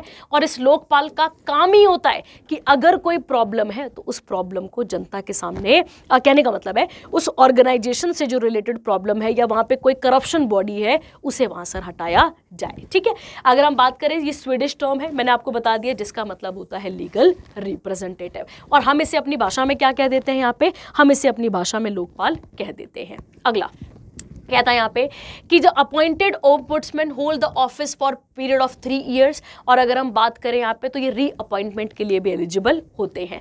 अगर हम PF अफ्राडा की बात करें अगर हम, तो ये गवर्नमेंट ऑफ इंडिया ने कब बनाया था, स्टैब्लिश किया था 23 अगस्त 2003 को। चेयरमैन कौन है इसके, तो दीपक मोहंती है, और हेडक्वार्टर कहाँ पर आता है, नई दिल्ली, दिल्ली में हमें देखने को मिलता है। ठीक है, चलिए आगे आते हैं। इसके बाद 37th बायोडाइवर्सिटी साइट, मतलब 37th इंडिया की साइट बनने जा रही है। कौन सी वाली यहाँ पर, तो आपको याद रखना है ये कौन सी है, Gandhamardan hill range of Bargarh and Balangir district of biodiversity heritage site, जो कि कहाँ की है, उड़ीसा की है। और ये आपको याद रखना है, उड़ीसा से ही तीसरी है ये साइट। अगर हम बात करें, उड़ीसा से ये तीसरी बायोडाइवर्सिटी साइट हमें देखने को मिलती है। इससे पहले अगर हम बात करें, 2 और भी कहाँ से आ चुकी हैं, तो उड़ीसा से आ चुकी हैं, जिसमें से एक है मंडासुरु गॉर्ज, और उसके बाद ये कहाँ पर आता है, कंधमल डिस्ट्रिक्ट में, जो कि 2019 में डिक्लेयर हुई थी। उसके बाद है महेंद्रगिरी हिल रेंज, जो कि गजापति डिस्ट्रिक्ट 2022 में इसको घोषित किया गया था। अगर हम अगली बात करें यहाँ पे, तो ये एक बहुत ही इंपॉर्टेंट हिल मानी गई है, जिसे क्या घोषित किया गया अभी बायोडाइवर्सिटी साइट। क्यों मानी गई है, क्योंकि मेडिसिनल प्लांट और आयुर्वेदिक पैराडाइज के लिए जानी जाती है। ठीक है, उड़ीसा की बात करते हैं, तो उड़ीसा के साथ एक क्वेश्चन आ जाता है। उड़ीसा का पुराना नाम कलिंग पढ़ा है आप सभी ने, ठीक है, और कलिंग पर कब्जा किसने करा था, तो कलिंग पर मौर्य साम्राज्य के अशोक राजा ने कब्जा करा था। ठीक है, आपको याद होगा कि हम जब चंद्रगुप्त मौर्य को पढ़ते हैं तो हम पढ़ते हैं कि बाकी सारे इलाके तो इनके पास थे, पर कौन सा इलाका नहीं था इनके पास, तो वो इलाका कलिंग नहीं था, और उस कलिंग को ऐड करने का काम करा था अशोक राजा ने। ठीक है, दूसरी बात आप देखेंगे यहाँ पर ही एक महानदी रिवर है, और महानदी पे कौन सा डैम है, तो आप सबने पढ़ा है हीराकुड डैम है। और महानदी नदी के किनारे कौन सा शहर है, तो आपको याद रखना है कटक कौन सी नदी के किनारे सिचुएटेड है, महानदी नदी के किनारे सिचुएटेड है। बात करें यहीं पे कौन सी झील आती है भाई, चिलिका झील आती है, और चिलिका को क्या कहा जाता है, ब्रैकिश वाटर झील यहां पर कहा जाता है। ठीक है, चलिए again very important current affair. चलिए आगे आते हैं। इसके बाद यहाँ पर पैन आधार लिंकेज डेडलाइन एक्सटेंडेड, ये तो आप सबको पता होगा बेटा इसके बारे में। अगर हम बात करें कि यहाँ पे क्या बोला गया था कि अगर आपने ऐसा नहीं करा तो आपकी बहुत सारी चीजें रुक जाएंगी। अब देखते हैं कैसे। देखिए, मिनिस्ट्री ऑफ फाइनेंस ने इन्फॉर्म करा था CBDT को कि भाई आप जो ये डेडलाइन है किसकी, परमानेंट पैन की और आधार कार्ड की जो है वो इसको एक्सटेंड किया गया है अभी और कितना कर दिया गया, पहले 31 मार्च तक था, अब इसे बढ़ाकर 30 जून 2023 तक कर दिया गया है। ठीक है, तो कहता है according to subsection 2 of the section number 139AA to income tax act 1961, अब ये मैंडेटरी है हर बंदे के लिए कि जब 1 जुलाई मतलब कि जब आपका ये काम होगा तो यहाँ पर आपको इन दोनों के बीच में लिंक होना बहुत ज़्यादा ज़रूरी है। ठीक है, तो आपको ये याद रखना है और ये बहुत इंपॉर्टेंट है, आप सबको पता है इस तरीके के आधार कार्ड और पैन कार्ड हमारे पास देखने को मिलते हैं। ठीक है, चलिए अगला आता है। इसके बाद IAF participated in exercise cobra warrior. ठीक है, अगेन इंपॉर्टेंट होगी हमारे लिए ये न्यूज़, देख लेते हैं इसमें क्या क्या चीज़ें हमारे पास आती हैं। कहता है इंडिया ने कहाँ पर पार्टिसिपेट करा, एक्सरसाइज कोबरा वॉरियर में। ठीक है, which was conducted at Waddington air force base, जो कि किसका है, royal air force in the United Kingdom, यहाँ पर पार्टिसिपेट करा है। इंडिया के साथ अगर हम बात करें तो फिनलैंड भी था और सऊदी अरेबिया भी था, आपको याद रखना है। RAF और IAF इन दोनों की अगर हम बात करते हैं तो इन्होंने as well as air forces from Finland, Sweden, South Africa, Saudi Arabia, Belgium, USA, Singapore, इन सब ने भी यहाँ पर पार्टिसिपेट करा है। ठीक है, तो ये इंपॉर्टेंट हो गया थोड़ा सा कोबरा एक्सरसाइज के बारे में। अगली बात करते हैं यहाँ पे, तो NPCI की अगर हम बात करें यहाँ पे, तो recommended to 1.1% interchange of UPI transaction. बड़ी ज़्यादा खबरें फैल रही थी इंस्टा पे, है ना, फटाफट से फोटोज आने शुरू हो गई थी कि इतना इतना पैसा कटेगा, इतना इतना होएगा। चलिए इसके बारे में ही बात करते हैं। कहता है national payment corporation announced the unified payment interface, मतलब जिसको हम UPI कहते हैं, ट्रांजैक्शन ऑफ अबव 2000 से ऊपर की जो ट्रांजैक्शन है made using prepaid payment instrument such as wallet और cards will attract an interchange fee ranging from, कितनी करेगी अब यहाँ पे, पहले था 0.5%, अब कितना हो गया भाई, 1.1% हमें देखने को मिलता है। ठीक है, तो वैसे तो अब ये एप्स भी इतनी कंफर्टेबल इतनी रही नहीं, अब यहाँ पर इनके भी चार्जेस यहाँ पर बढ़ने को हमें देखने को मिल जाते हैं। ठीक है, तो ये भी एक इंपॉर्टेंट न्यूज़ है, आपको याद रखना है कितने परसेंट से कितना परसेंट यहाँ पर इंक्रीज हुआ है। अगली बात करते हैं Abel prize, very very important. जैसे नोबल प्राइज है एक अपना दिग्गज अपने आप में, वैसे ही एक एबल प्राइज है। ठीक है, देखते हैं तो एबल प्राइज किस पे मिला है, आपको याद रखना है मैथमेटिक्स पे, और ये किसको मिला है, लुइस एंजल कैफ्रेल एंड अर्जेंटीना के अमेरिकन मैथमेटिशियन है, अमेरिकन मैथमेटिशियन है, और ये एक्सपर्ट हैं किसमें, पार्शियल डिफरेंशियल इक्वेशन में, जिन्होंने इस पूरे के पूरे फिनोमिना को एक्सप्लेन करा है, कहाँ पे, at the university of Oslo, Norway में। अगर हम लुइस की बात करें तो ये 74 ईयर ओल्ड प्रोफेसर है, किस यूनिवर्सिटी के, टेक्सास के, और आपको याद रखना है इनको इस प्राइज से कहाँ नवाजा गया है, ऑस्लो, नॉर्वे में। अगर हम बात करें was honoured for it seminal contribution, किसके अंदर, non linear partial differential equation के लिए इनको ये प्राइज यहाँ पर दिया जाता है। अब ये एबल प्राइज किसके नाम पर है, देखिए लिखा हुआ यहाँ पे कि नॉर्वेन के मैथमेटिशियन नील हेनरिक एबल, इनके नाम पर दिया जाता है। ठीक है, आपको याद रखना है, और इनकी 200 बर्थ एनिवर्सरी के ओकेजन पे इस चीज को यहाँ पर नवाजा गया है। ठीक है, तो आपको याद रखना है, और पहला अवार्ड इसका कब दिया गया था, तो इसका पहला अवार्ड दिया गया था 2003 में। इसका पहला अवार्ड कब दिया गया था, 2003 में। ठीक है, तो ये भी आपके लिए यहाँ पर इंपॉर्टेंट हो जाता है। आगे आते हैं, अगला आता है आपके पास यहाँ पे बुक की अगर हम बात करें, वॉर एंड वुमेन लॉन्च हुई है, और ये एक्चुअली में किसके बारे में बताती है, जब आप सबको पता है कि हमारे इंडिया में इमरजेंसी लगी थी। ठीक है, 1975 वाली की हम बात करते हैं, उससे पहले आप सबको पता है कि जो बांग्लादेश को लिबरेट करवाया था, उस टाइम पीरियड की ये बात हो रही है। तो देखिए क्या लिखा है, a book titled war and women authored by M.A. Hasan, इन्होंने रिलीज करी है 52nd session of United Nation Human Right Commission, और इनके टाइम पीरियड पे जिन्होंने कहाँ पर करी है, स्विट्जरलैंड, जेनेवा में करी है। ये आपको याद रखना, और ये बुक जो है वो हमें बताती है कि जिस टाइम पीरियड पे ये सारा का सारा टुकड़ा अलग हो रहा था, जो बांग्लादेश हमसे अलग हो रहा था, उस टाइम पीरियड पे क्या क्या चीज़ें हुई हैं, क्या टॉर्चर हुआ, क्या मारा गया लोगों को, उसके बारे में यहाँ पर बताता है।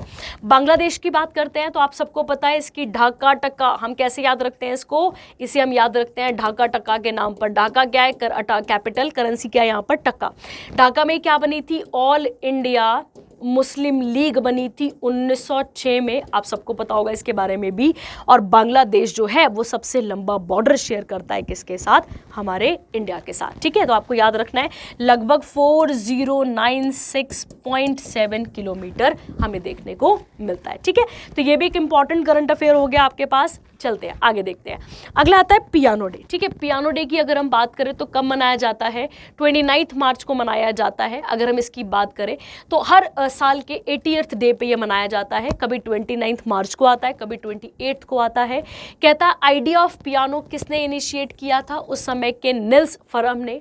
और अगर हम बात करें the piano was invented by, है ना, बॉर्तोलोमियो क्रिस्टोफरी, एक म्यूजिकल इंस्ट्रूमेंट मेकर थे, और कहाँ पर फाउंड करा था, इटली में। ठीक है, तो ये छोटू सा एक डे हो गया आपके लिए इंपॉर्टेंट। आगे आता है, अगला आता है आपके पास यहाँ पे passport index. Again very very important news, क्योंकि पासपोर्ट इंडेक्स के ऊपर क्वेश्चन बनने के चांसेस हमारे पास बढ़ जाते हैं। ठीक है, देखिए कहता है according to Arton Capital's latest update of passport index 2023, India का जो स्कोर है वो क्या हुआ है, घटा है पहले 73 था, अब कितना हो गया भाई 70 हो चुका है। ठीक है, पहले कितना था 73 रैंक था, अब कितना हो गया 70 हो गया है।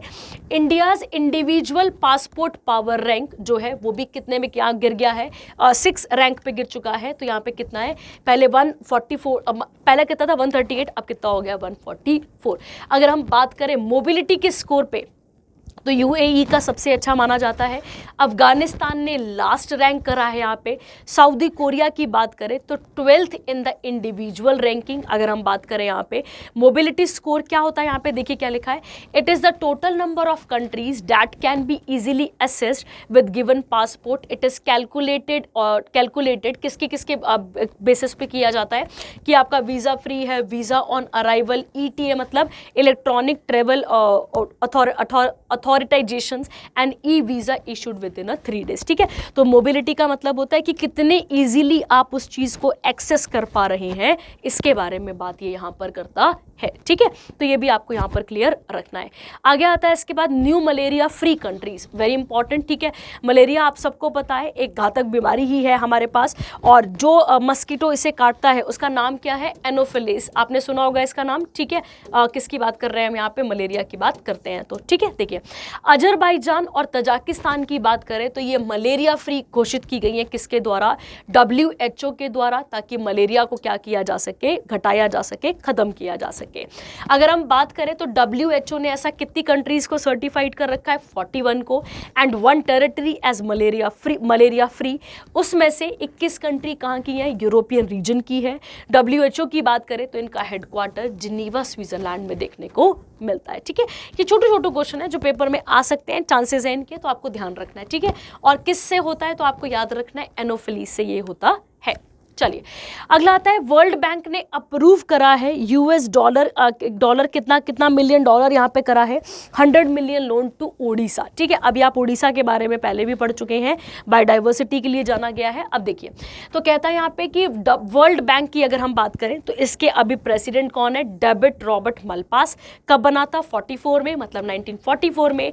हेडक्वार्टर कहाँ पर है, वॉशिंगटन DC US में। अब देखिए क्या लिखा है, कहता है वर्ल्ड बैंक की अगर हम बात करते हैं तो उन्होंने US डॉलर 100 मिलियन लोन किसको प्रोवाइड करने की बात करी है, किसको बात करी है यहाँ पे, उड़ीसा के लिए। ठीक है, क्यों बात करी है, ताकि उनके जो forecasting system for disaster response, किसके लिए, disaster response, social protection, poor, और जितना भी है मतलब डिजास्टर से बचने के लिए जो पैसा प्रोवाइड किया गया है वो किसको प्रोवाइड किया गया है, किसके द्वारा प्रोवाइड किया गया है, वर्ल्ड बैंक के द्वारा। किसे प्रोवाइड किया गया है, तो उड़ीसा को किया गया है, ये इंपॉर्टेंट हो गया। अगला मुंबई की रैंक बात करते हैं, Mumbai rank in the world's tree city 2022 list. ठीक है, अब देखते हैं इसकी क्या रैंक है। यहाँ पे देखिए मार्च 2023 में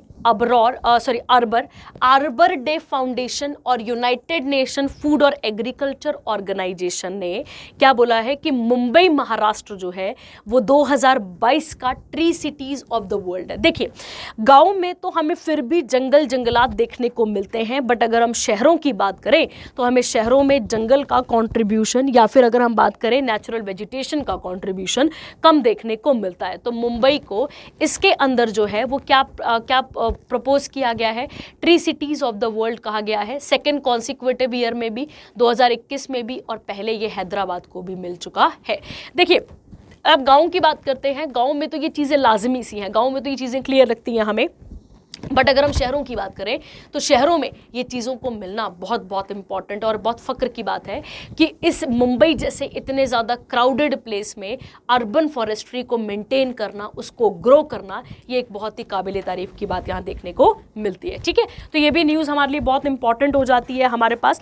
अगर हम बात करें मुंबई की तो मुंबई का एक पोर्ट बहुत फेमस है, आपको पता होगा, एक तो खुद है मुंबई पोर्ट, आपको याद रखना है, और दूसरा कौन सा है, जवाहरलाल नेहरू पोर्ट। ठीक है, आपको याद रखेंगे इसको भी।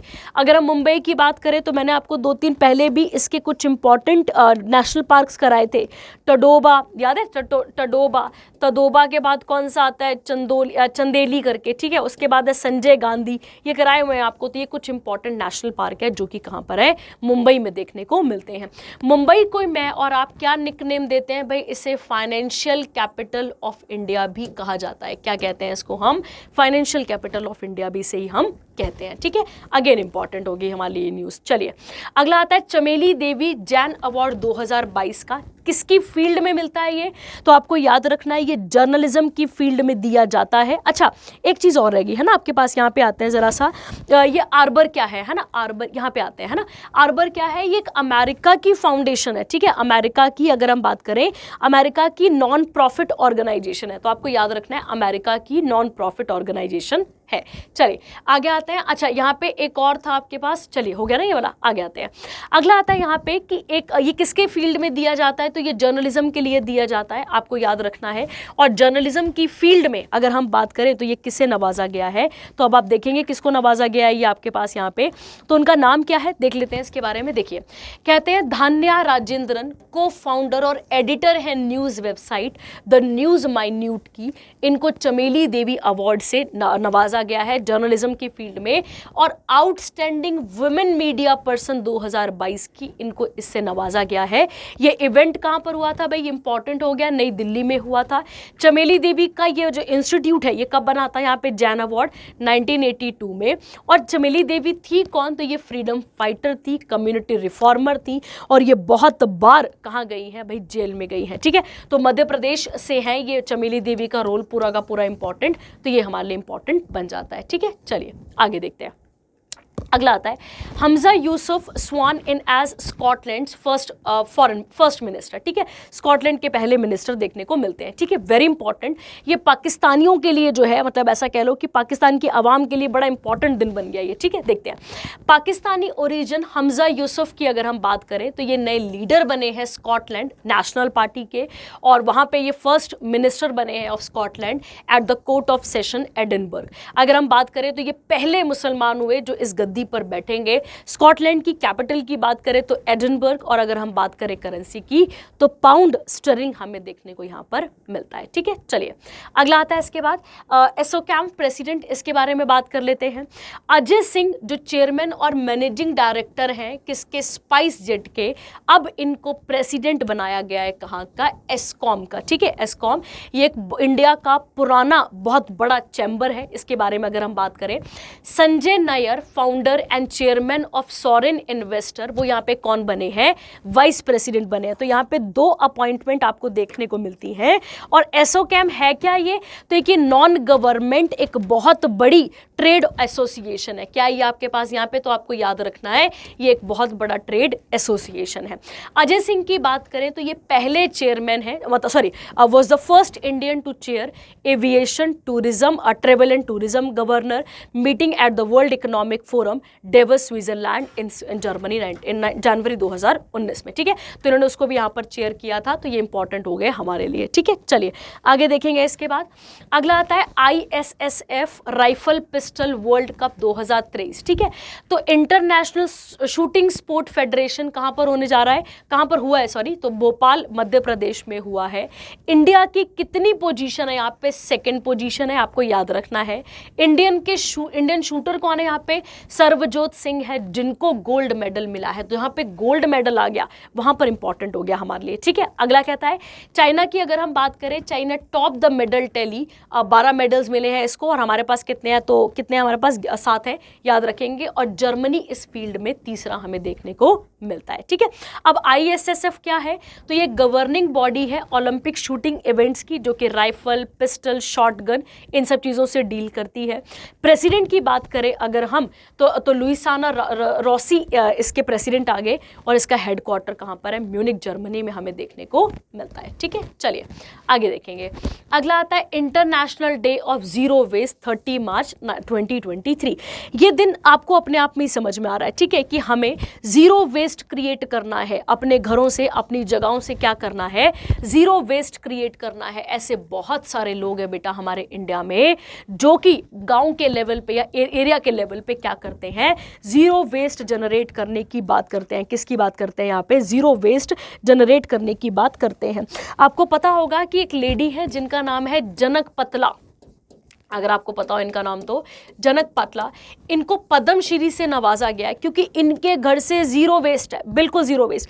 ये हर चीज़ को यूटिलाइज करती हैं। किस तरीके से करती हैं आप इसको ज़रूर देखिएगा, ठीक है, आपको दिख जाएगा। ये कहता है यूनाइटेड नेशन ने पहला international day of zero waste observe करा है 30 मार्च 2023 को, ताकि लोगों में अवेयरनेस फैलाई जा सके, उनको एनकरेज किया जाए कि भाई जितना कम हो सकता है उतना कम क्या करिए, वेस्ट करिए। और वेस्ट को हो सकता है तो आप क्या करिए, उसको आप उसको पूरे तरीके से भाई चलाइए, उसको किसी भी तरीके से रिन्यू करिए।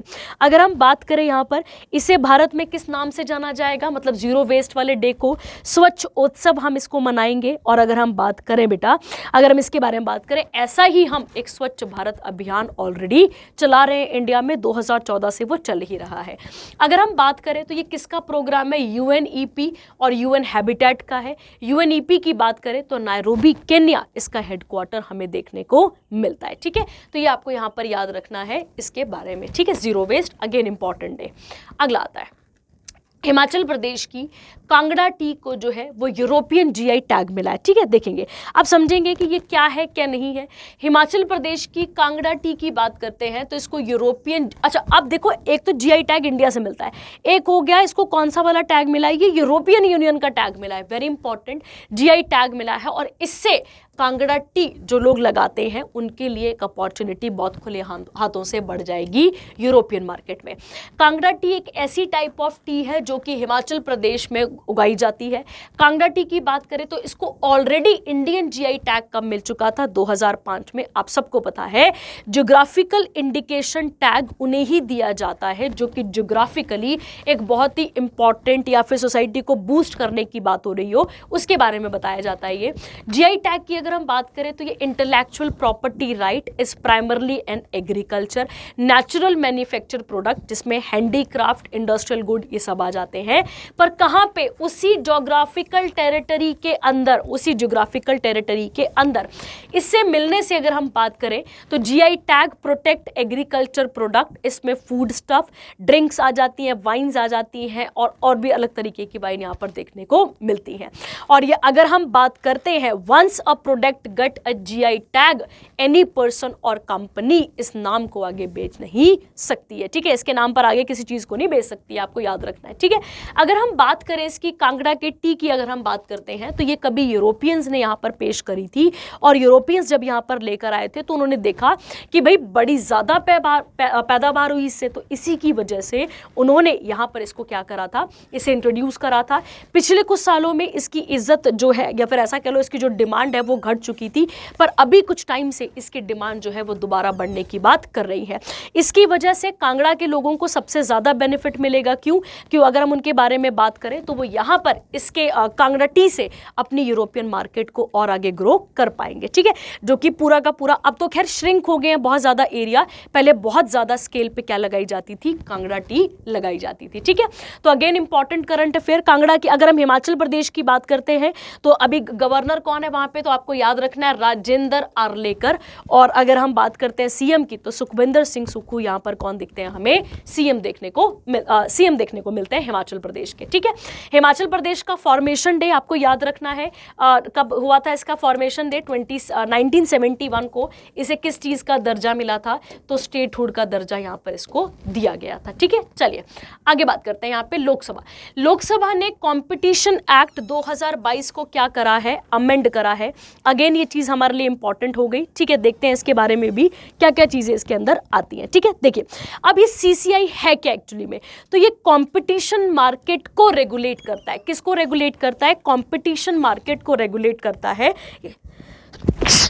I'm so sorry, इसके बारे में यहाँ पर ये बात करता है, ठीक है। देखते हैं, कहता है Lok Sabha the lower house of parliament ने अप्रूव कर दिया है, जो पहले ही एक्ट कब आया था 2002 में, और अब इसे अमेंड किया गया है कब, 2002 वाले को अमेंड करके अब यहाँ पर लाया गया है, ठीक है। इसके अंदर जो है वो क्या किया जाएगा, it covers to global deals with digital multinational companies under local laws. Competition commission of India will now have the power to impose penalties. अब क्या कर पाएंगे हम यहाँ पे, पेनल्टीज लगा पाएंगे, किसके ऊपर, एमएनसीज के ऊपर, अगर वो किसी तरह का इंटरनेशनल रेवेन्यू पे बेस्ड किसी वायलेशन को तोड़ती हैं। तो अगर हम इस एम की इसकी बात करें, इस बिल की बात करें, तो इसमें क्या है, जो इंटरनेशनल डिजिटल कंपनीज हैं उनके बिजनेस को, उनकी चीज़ों को इंडिया में और तरीके से बढ़ाना। अगर हम इस सीसीआई की बात करें तो ये एक्ट कब आया था, 2002 में, जो कि लिखा हुआ है, और 2003 से इसे लागू किया गया था। क्या किया गया था, 2003 से इसको लागू किया गया था। इसमें टोटल कितने लोग होते हैं, तो 7 होते हैं। एक कौन होता है, चेयरमैन, और 6 कौन होते हैं, अदर मेंबर्स। जो ये बाकी सब लोग हैं, मतलब ये जितने भी लोग हैं, they were appointed by the government of India. कौन अपॉइंट करता है इन सबको, गवर्नमेंट ऑफ इंडिया अपॉइंट करता है। ठीक है, अगेन वेरी इंपॉर्टेंट। चलिए आगे बढ़ते हैं। इसके बाद हमारे पास या पढ़ लेंगे साथ में इसके साथ। ठीक है, देखिए लिखा ना, संगीता वर्मा इसकी चेयरमैन है। कब बना था ये, ऑपरेशनल कब से हुआ है, ये मैंने आपको बता दिया है। ठीक है, अगला देखते हैं। अगला आता है EU removes Pakistan from the list of high risk third country jurisdiction.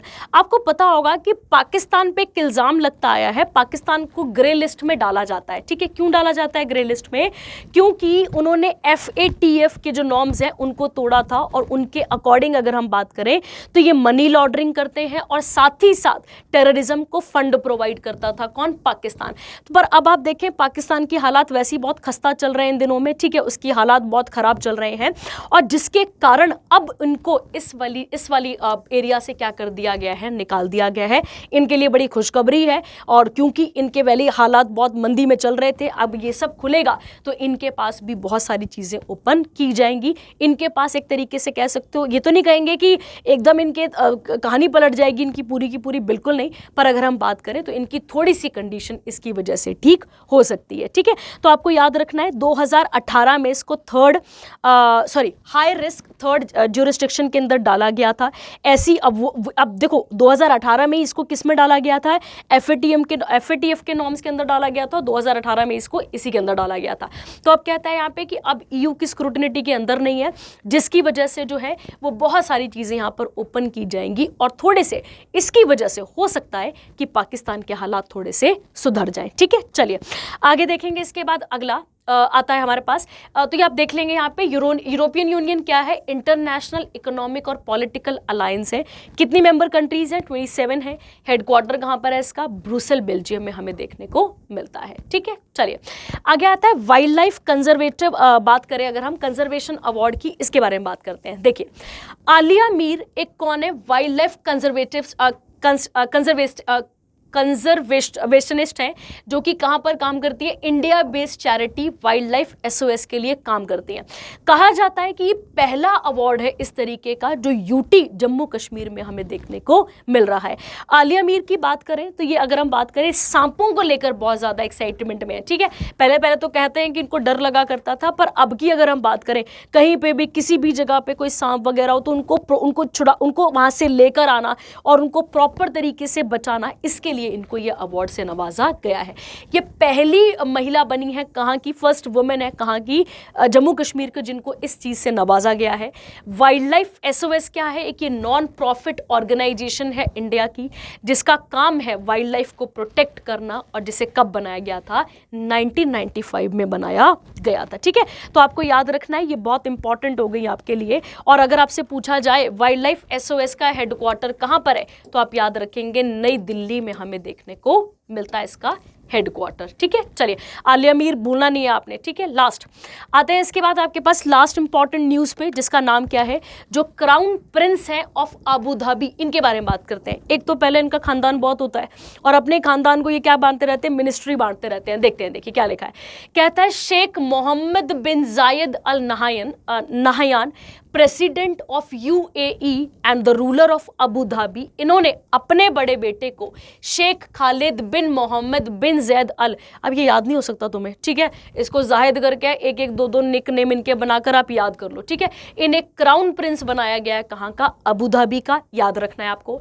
इसी में अगर हम बात करें, प्रेसिडेंट शेख मोहम्मद ने ही अपने भाई को शेख मंसूर बिन जायद अल नहयान को वाइस प्रेसिडेंट बनाया है UAE का। तो पूरा खानदान नहीं बन रहा है इनका, कोई घबराने की बात नहीं है आपके पास। और यूएई की कैपिटल की बात करते हैं तो अबू धाबी हमें देखने को मिलता है। ठीक है, तो ये हो गई आपके पास कुछ इंपॉर्टेंट न्यूज़ जो कि यहाँ पर वाइंड अप हो जाती हैं।